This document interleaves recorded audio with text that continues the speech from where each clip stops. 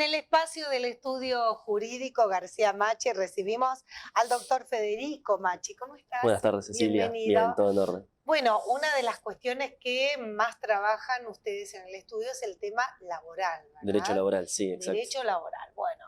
Y ahí hoy vamos a tratar un tema que es ávido de muchas consultas, ¿no? Cuando Sí. alguien deja de trabajar, de pertenecer a un lugar, bueno, la gente como que no sabe el trabajar, si le corresponde no sabe, o no una indemnización. no me corresponde, si renuncio, si me echan, si... Bueno, a ver, Exacto. acláranos un poquito.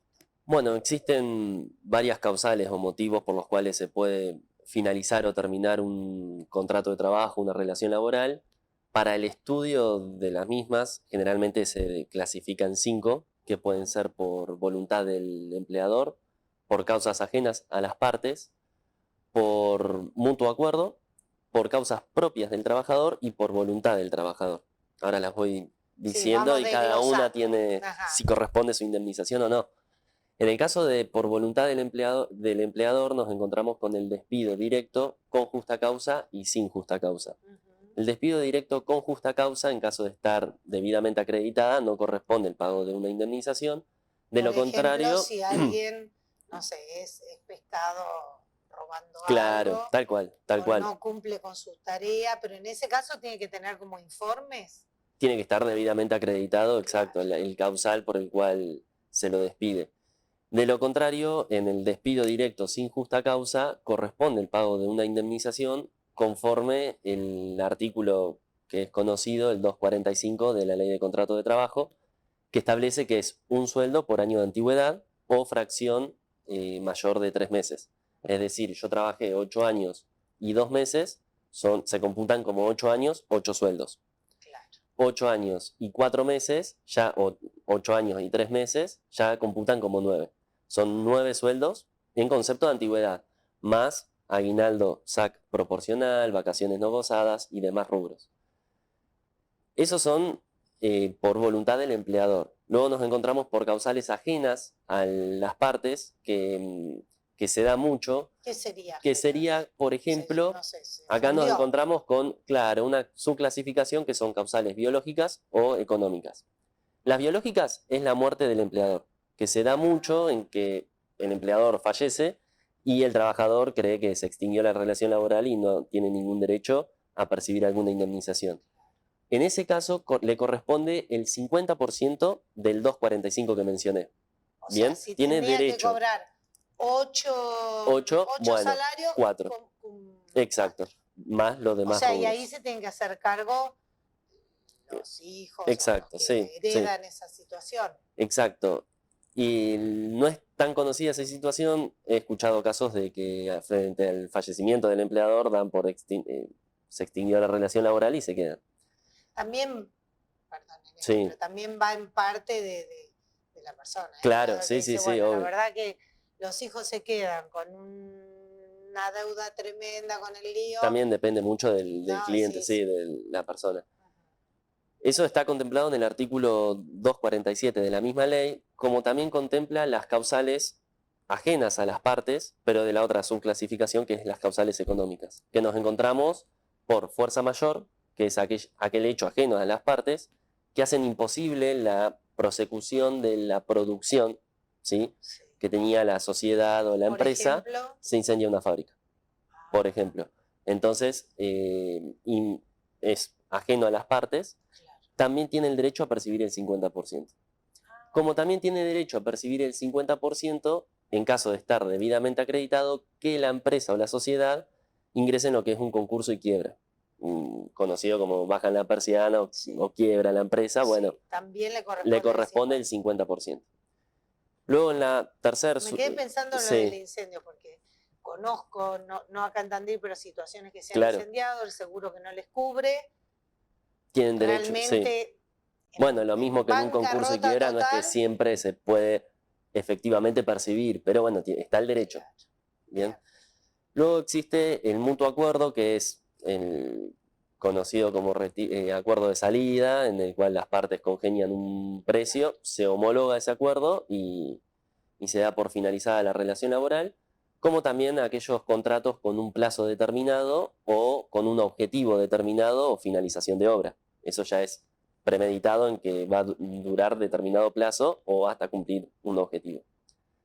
Luego, por causales del propio trabajador, que es la jubilación, la muerte o la incapacidad absoluta.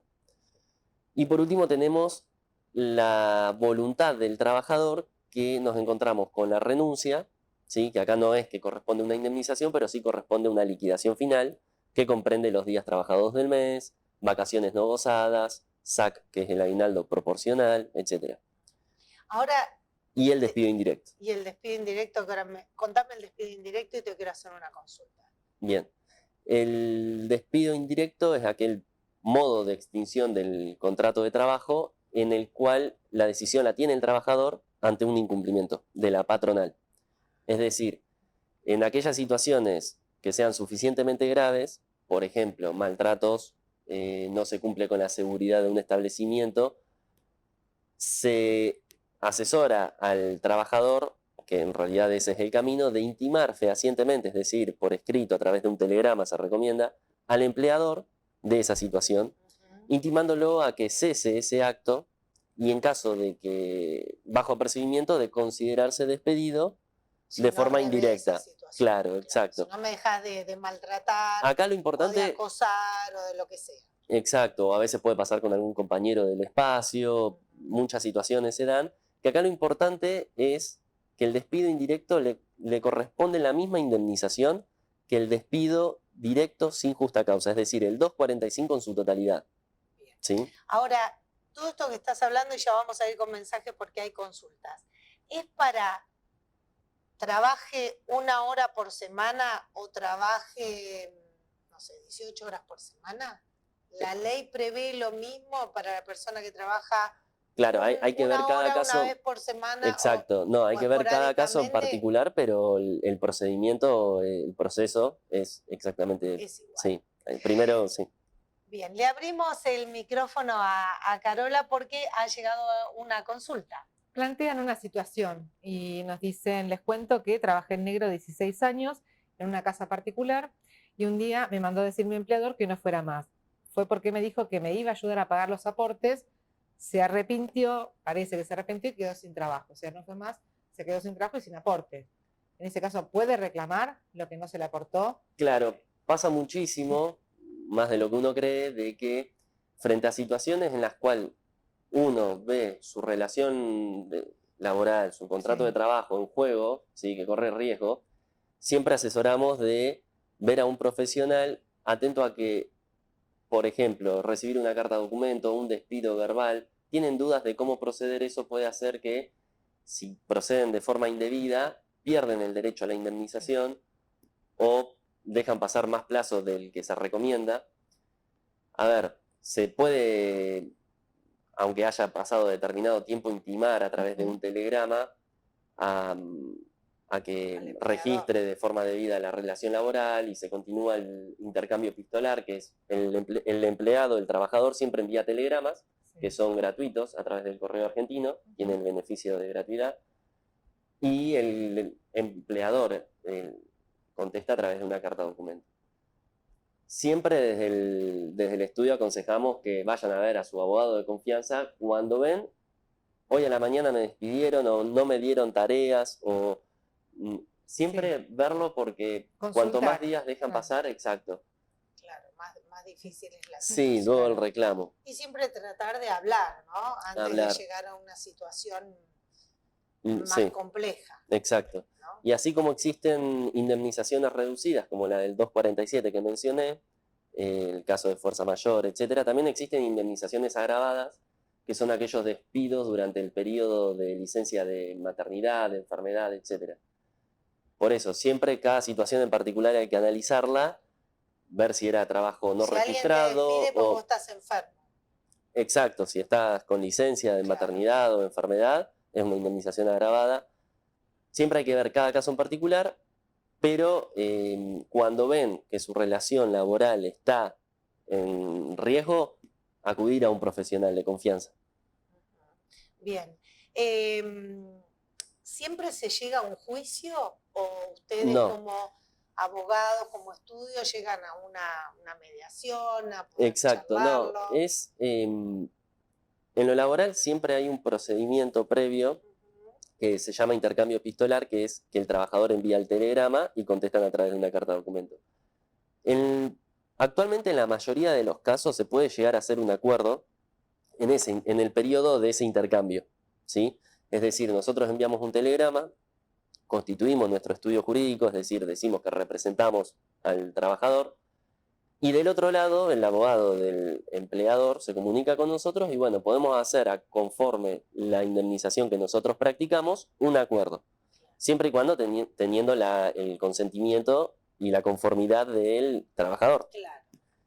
En caso de muchas que veces es lo más sugerido porque abrevia, de llegar a un juicio puede tardar. Exacto, aparte el trabajador tiene que contar con distintos elementos de prueba, que en esa etapa no. Y a veces quieren un pago ya y evitar todo el proceso. Muchas veces puede ser que no se contacten del otro lado o nieguen la relación laboral, que bueno, indefectiblemente nosotros cerramos el intercambio epistolar e iniciamos la demanda, que es el inicio del proceso judicial. Federico, bueno, ha quedado claro todas las situaciones. ¿Dónde se encuentra el estudio? Si los quieren, si los precisan, si necesitan una consulta, porque a veces simplemente es consultar para saber si sacarse sí o no, las dudas. porque exacto. A veces pueden reclamar algo que no les corresponde y eso después hace una tirantez en la relación laboral. Entonces siempre mejor estar informado. Exacto. ¿No? El estudio nos encontramos, Ignacio y yo, en Las Heras 549, que queda entre Rodríguez e Irigoyen, y el teléfono de contacto es 2494 600077. Ahí está. Federico, muchas gracias, muy gracias interesante como siempre. Federico Macchi del Estudio Jurídico García Macchi, bueno, contestando una de las tantas preguntas que siempre ustedes nos realizan a través de nuestro WhatsApp.